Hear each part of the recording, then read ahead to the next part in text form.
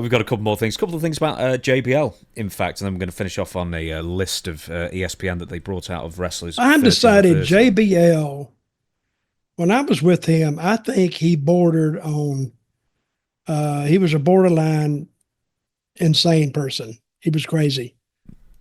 But he would always laugh at, but sometimes it strained credulity. I got to keep using that. Man, word. you are good. Yeah, you've got like a quota to meet now. All of a sudden, in the second half. Oh yeah. Now, I don't know if you ever heard about this fight. You remember Steve Blackman, the martial artist? I wasn't there, but I heard about the fight. Yeah. So, finally heard JBL's side of it. He's currently with Conrad Thompson. He's subbing for Bruce Pritchard, who's taking an extended leave of absence, I think for health reasons, but don't quote me on that. Anyway, so Bradshaw's basically doing something to let's talk about Mr. Bruce Pritchard. Oh, okay.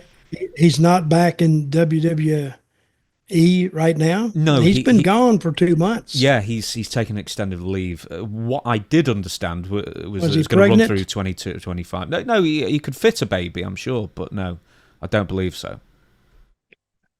So he's still gone. Still gone. Okay, go ahead. So, we finally hear from JBL's side of this fight. I've interviewed, now this is JBL talking on the podcast himself. Yes, this is what he has admitted to. So anyway, he had a fight in baggage claim, I think Kansas City, with Mr. Blackman. And it all came from Steve Blackman. He had a migraine. He suffered from migraines. People were... Apparently, two quote-unquote WWE Hall of Famers were winding up Steve Blackman. He was a very much legitimate tough guy in malcontent and wouldn't let him get any sleep on the plane. And then someone set up JBL to go and bother Steve. So what he did was pinch him on the posterior when he was already got a migraine and upset, and then gave him a sort of line from Deliverance, I get. And before Bradshaw knew it, he'd been punched 7 times. What was the line from Deliverance? Oh, it was something like, you sure got pretty pair of shorts there, big guy. Well, this is for... Oh, yeah, okay. I got it now. I'm not saying, Yeah. Yeah, anyway. So, Steve Blackman was wearing shorts, that's what I mentioned. And before Bradshaw knew it, he'd been punched 7 times.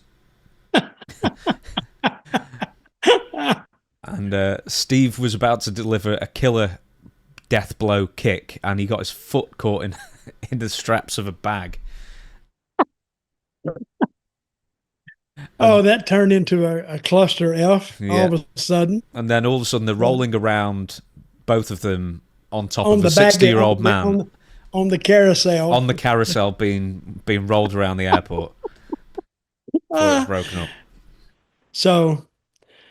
I remember I heard that he was in the fight at the airport. I didn't hear this other part. Now that I've heard the other part, it sounds classic JBL. How many fights was Bradshaw in that you witnessed or heard of during your time? No, with me, none. Well, none with you, but I mean, other times you witnessed a battle happening. You hear about fights, but you don't hear about guys like JBL getting into the... Who did he get in a fight with?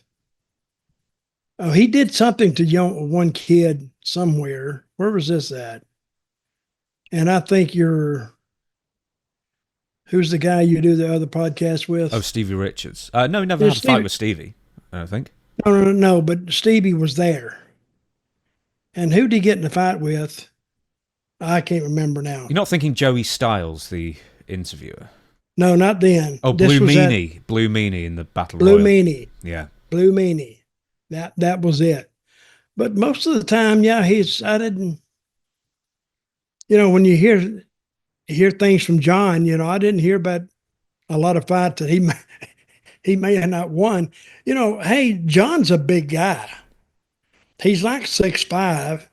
He's like 270 something, and big old crazy ass Texan. But I think John, to be wound up to do something to Steve. Did he know about he didn't know he had a migraine and people were already messing with him. Did he know that? No. So someone had set Bradshaw up to take a beating as well. But it sounds like John. And even the way he tells the story, I can just imagine. I can just see him telling me that. But I didn't hear about that. But I did hear about the fight at the airport. There was one more thing that John mentioned this past week, I believe. He didn't mention me, did he? Oh, we need to find out if he's mentioned you yet. That he bastard. must have done. He probably has. If someone's been listening, can you tell us if he's brought up Dutch yet? There's one more thing he said about Vince Russo, your old pal. Yep. The former WWE champion has called out former WCW and WWE writer in the past for lying. Vince Russo, that is. The 58-year-old didn't hesitate to call Vince Russo out on the Something to Wrestle With podcast for claiming that he told the entire locker room that he could kick everybody's ass. So, Brawl for All, you remember this. It was that boxy kind of thing that, made up by someone who's never watched MMA in their life. Because the rules were ridiculous, by the way, but I've still got a place in my heart for it. Bradshaw says this, that's 100% bullshit. He said that for years, he being Russo. Nobody at the time thought that was true. Talked to Bruce Pritchard, talked to Bob Holly, talked to Butterbean. No one at that time thought that was true. We had 2 UFC champions in our dressing room. If I'm saying I can whoop the whole world, I don't doubt I said it. We say all kinds of stuff, crazy stuff back then. We love to smack talk. We love to talk shit in the dressing room. Shamrock was sitting right there. There's no way I'm meaning something like that. You got Undertaker, you got Godfather, you got the Harris Boys, you got Blackman, you've got Bob Holly. We didn't know that Bart could knock out the entire world. We knew Bart was a tough guy, so none of that as far as being real, no. Good Lord, no. So basically, he took Russo to task and also called him, who's bankrupted every single company he's worked for in 25 years since the WWF. Okay. Did John say it? Wait a minute. There you are. I lost you for a second. Did John say it? Hell yeah, he said it. Because I can hear him saying it. He said, I'll whoop every son of a bitch in his locker room. And everybody knows that he's bullshitting. He was just talking. And I don't doubt he said it. He even said he probably said it. Did he mean it? No, he didn't mean it. So I think Vince maybe miscalculated his intent, but I have no doubt in my mind, did JBL say that? I'd have to say yeah. And he agrees with me. He knows if he said it or not. But it's just bullshit in the locker room, and he wants somebody to say, "Oh, whoop your ass," and now they're gonna kid around and, because he's wide open in the dressing rooms anyway. If you want a good laugh, go by here and say something to him, and he'll make you laugh, and then you take off. But you can hear him all over the dressing room because he's loud and he's boisterous, and that's just the way he is, according to whether you take him serious or not. And you can't really, by the way he says it, he's kidding anyway. And I don't know, why did Vince say this anyway? Oh, he said that was the impetus for him to create the Brawl for All. Vince Russo created the Brawl for All because he wanted to see Bradshaw proved wrong, I guess. And that was his story. But Bradshaw says that's a manufactured story, and that wasn't the reason he created it. And, well, he may have created it because of that. He may have done that. So he may have told the truth about that. But I think he may have perceived that Bradshaw believed that. So perception is what you take it as. And if Vince has lived a sheltered life, really, because he's never really been in the ring with these guys. He's just talked to them in the back. But you got to know how these guys, he didn't travel with JBL, so I didn't really know how he was. And that could have been the start of the Brawl for All. Didn't Butterbean, when they started this, didn't he offer to lose the last match against the WWF guy? Yeah, Bart Gunn. I believe he did, and they only told him the day of because he thought it was going to be a worked boxing match. He was only told the day of WrestleMania 15 that no, it was going to be real. And I tell you, Bart Gunn, I think, had 6 weeks of boxing training against.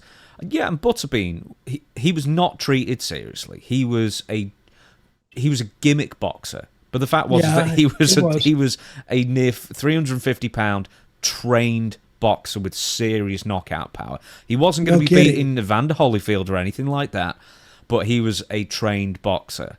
And to shove some guy with six, you just signed his death warrant, buddy. I tell you. And people thought Bob was going to win. Can you believe?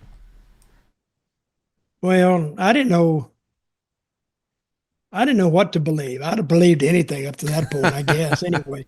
But if you look at Butterbean at some of his actual boxing matches, you can't hit him because he doesn't have a neck. Mm. His head sits right on top of his shoulders. He has no neck at all. And so he'd get like this, and all your blows were like bouncing off of him. But I don't even know where they would have went with that, even if Bart had gone over. But Butterbean knocks him out, right? With ease. Yeah, that's what I'm saying. Ease. Within 30 seconds, he knocked him down once, and then he knocked his head off his shoulders. So, okay, whose decision was it? If Butterbean says, listen, I'll do the job, why they didn't agree to that? Well, didn't you say that only one person needs to know the fixes in a boxing match? Oh, yeah, that's right. Only one person, the loser. That's it. Makes sense, doesn't it? Mm-hmm. So, but I doubt him. After Bart got hit that time, he realized, well, the winner's not going to be me. But but Butterbean does have a hell of a punch, and you can't hurt him. He's even going to body blows. I've watched him a long time. He's from Alabama, I think, isn't he? Oh, I don't know. I can find out for you. Yeah, he's from Alabama, and good guy. I talked to him once or twice and just basically said hello to him. No, Atlanta, Georgia. Where's from? Nobody's from Atlanta. Everybody's from south of Atlanta or north of Atlanta. Nobody's really from Atlanta. He was born slap bang in the middle of Atlanta, on the street. Wait, he was not. No, he wasn't. You're right. No. But where is he from? He's from Atlanta, it says? Yeah, it says Atlanta, yeah. Yeah, well, everybody knows where that is. It's probably what he said, but he's not from Atlanta, though.